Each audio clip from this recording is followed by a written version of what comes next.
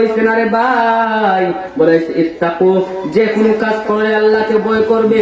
আমি যেটা করব আমার আল্লাহ নারাজ হয়ে যান, আমি যে কাজটা করব আমার আল্লাহ নারাজ হয়ে যায়, আর এই নারাজ হওয়ার কারণে আমার জীবন ধ্বংস হয়ে যায়, পুরকালের জীবন ধ্বংস হয়ে যায়। এর মানুষ এই সব তো মানুষ চিন্তা করে না, দুনিয়ার দান্দায় মগ্ন। কাকে কিভাবে মেরে খাওয়া যায়, কাকে কিভাবে বিপদে করানো যায়, কাকে কাকে কিভাবে ধ্বংস করা যায়, কার পিছনে কিভাবে লাগবো, এই চার বান্দায় পড়ে থাকে। বুঝে না তার যে কোন স্থায়ী জীবন এটা সে বুঝে না, তার যে স্থায়ী জীবন রয়েছে কাল কিয়ামতের দিন জান্নাতে, এইটা সে ভুলে যায়। সে মনে করে দুনিয়ার জীবন এইসব কিছু, দুনিয়ার টাকা পয়সা এইসব কিছু। তার যে মাথা মারা যায়, বাবা মারা যায়, তার ভিতরে একটু নাড়া দেয় না। হায়, আমার তো একদিন কবরে যেতে হবে, আমার তো একদিন কাফনের কাপড় পরতে হবে, আমার তো একদিন মসজিদের পালকিটা আমার বাড়ির সামনে আসতে হবে, এইটা চিন্তা করে না। এ ভাই, আমার কথা অন্যদিকে চলে যাচ্ছে, বোঝানোর জন্য বলতেছি। দুনিয়াতে মানুষ থাকে না, যখন আমি জাহিদ মারা যাব, তখন মারা যাওয়ার পর মানুষ বলবে জাহিদের লাশ ঘর থেকে বের করো, এ জাহিদ মারা গেছে, জাহিদের লাশটা ঘর থেকে বের করো। যখন নাকি এইসব বলার পর বাহিরে আনবে, কেউ যাইবে কাফন রেডি করতে, কেউ যাইবে কবর করতে, কেউ যাইবে বড়ে পাতা দিয়ে পানি গরম করতে, আর বলবে এই দেরি করিস না, দেরি করিস না, তাড়াতাড়ি গোসল দেওয়া, কবরে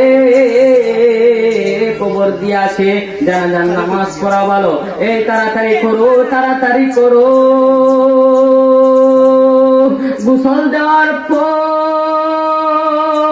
আমার নামটা পর্যন্ত থাকে না, হয়ে যায় আমি জাহিদ থেকে লাশ।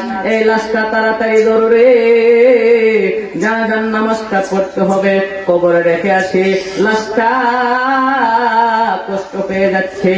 আর এইদিকে স্বামী, ওইদিকে স্ত্রী বলছে, ওগো আমার স্বামী, আপনি আমাকে এতিম করে বানাইয়া চলে গেলেন, আমি কাকে নিয়ে চলবো, কাকে নিয়ে সংসার চালাবো।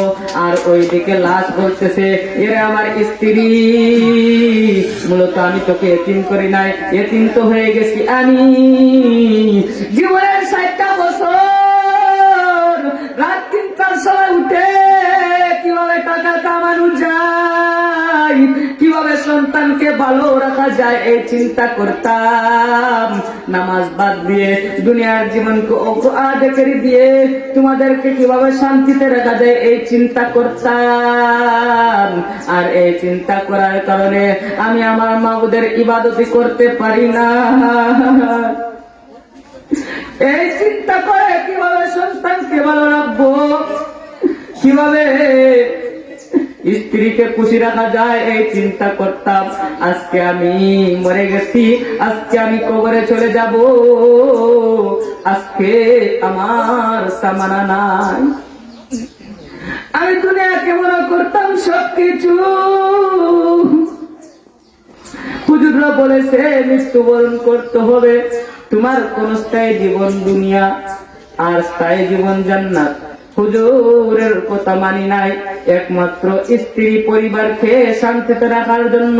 ওগো স্ত্রী, তুমি কান্না করতেছো যে আমি তোমাকে এতিম বানায়া চলে গেলাম, তোমার সন্তানকে এতিম বানায়া চলে গেলাম, আমার কি অবস্থা হবে? আমার যে কোনো কিছুই নাই। তোমাদেরকে আমি বাড়ি বানায়া দিয়ে আসছি, চলার জন্য যা কিছু দরকার সব কিছু দিয়ে আসছি, কিন্তু আমার জন্য আমি কি আনছি, আমি কি জবাব দিব? একটু চিন্তা করেন ভাইরা আমার, ও গণিপুরের মুসলমান, আমার কথা জানি না আপনার ভালো লাগবে কি লাগবে না, আমি হৃদয় থেকে কথাগুলো বলছি। ও গণিপুরের মুসলমান, দুনিয়াতে কেউ থাকবে না, এর জন্য সীমালঙ্ঘন করো না রে ভাই। দুনিয়ার জীবনকে অগ্রাধিকারী দিও না, তাড়াতাড়ি নামাজে ধরো।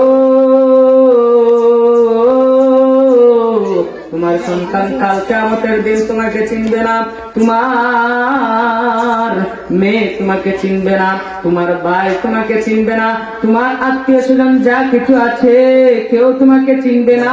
অথচ তুমি নিজে না খেয়ে সন্তানকে খাওয়াইছো, নিজে একটা আপেল আনছো, এই আপেলটা না খেয়ে সন্তানকে দিছো, যাতে সন্তানের শরীরটা ভালো হয়, ঠিক কিনা? বলেন মুরব্বী চাচারা আমার, ঠিক কিনা? ঠিক। আজকে আমি আমার আমল সম্পাদন করি না, এর জন্য রে ভাই নামাজ পড়তে বেশি সময় লাগে না, 10 মিনিট লাগে, 5 ওয়াক্ত হয়তো 1 ঘন্টা। যে আল্লাহ তোমাকে 24 ঘন্টা সময় দিছে, ওই আল্লাহকে আমরা 1টা ঘন্টা সময় দিতে পারি না। শয়তানের দোকান, শয়তানের দোকান, আজান পরে শয়তানের দোকানে, ওরে আব্দুল আজিজ নামাজে যাস না, তোর সময় চলে যাবে, 10 মিনিটে তুই ক্ষেত লাগাইতে পারবে অনেক কানি, তুই নামাজে যাস না, তুই নামাজে গেলে তোর ক্ষতি হয়ে যাবে, তুই নামাজে যাস না। এর জন্য দেখবেন ভাইরা আমার, যখন আজান পড়ে তখন জরুরত বেশি হয়ে যায়, ঠিক কিনা? কারণটা